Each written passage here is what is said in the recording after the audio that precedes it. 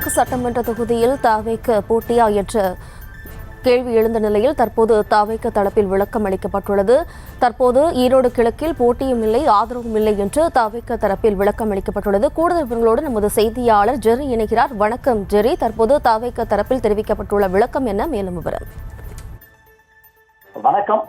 ஈரோடு கிழக்கு சட்டமன்ற தொகுதி உறுப்பினரும் தமிழ்நாடு காங்கிரஸ் கமிட்டி முன்னாள் தலைவருமான EVKS இளங்கோவன் உடல்நலக்குறைவால் மருத்துவமனையில் சிகிச்சை பெற்று வந்த நிலையில் 3 தினங்களுக்கு முன்பு உயிரிழந்தார்.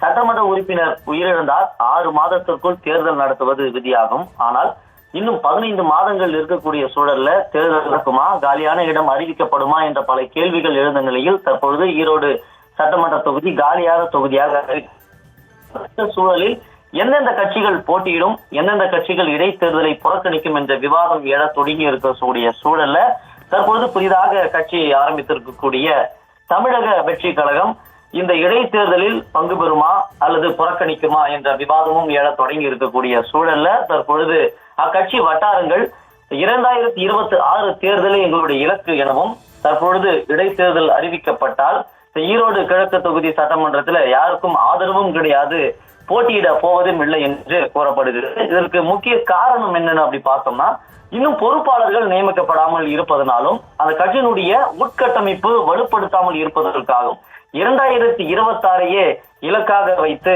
பயணம் செய்து கொண்டிருப்பதாகவும் கூறப்படுகிறது. அதற்குள்ளாக இன்னும் 2 படங்கள் தமிழக வெற்றி கழகத்தினுடைய தலைவர் விஜய் நடித்து முடிக்க வேண்டிய ஒரு சூழல் இருக்கிறது.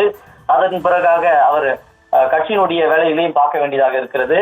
கட்சியினுடைய பொறுப்பாளர் எந்தெந்த மாவட்டங்கள்ல கோஷ்டி பூசல் இருக்கிறதோ அந்தந்த மாவட்டங்களுடைய பொறுப்பாளர்களை அழைத்து கட்சியினுடைய பொதுச் செயலாளர் புசி ஆனந்த் அங்கே அவரிடம் விளக்கமும் கேட்கப்பட்டு யாரை நியமித்தால் சரியாக இருக்கும் என்று இது போன்ற உட்கட்டமைப்பு வேலைகள் நடந்து கொண்டிருப்பதால வருகிற இடைத்தேர்தலில் தமிழக வெற்றி கழகம் போட்டியிட்டால் சரியாக வராது, அதற்கு இன்னும் உட்கட்டமைப்புகள் வலுப்படுத்த வேண்டும் என்ற காரணத்தினால 2026 தேர்தலையே இலக்காக வைத்து பயணிக்க போவதாக கட்சி வட்டாரங்கள் தெரிவிக்கின்றன.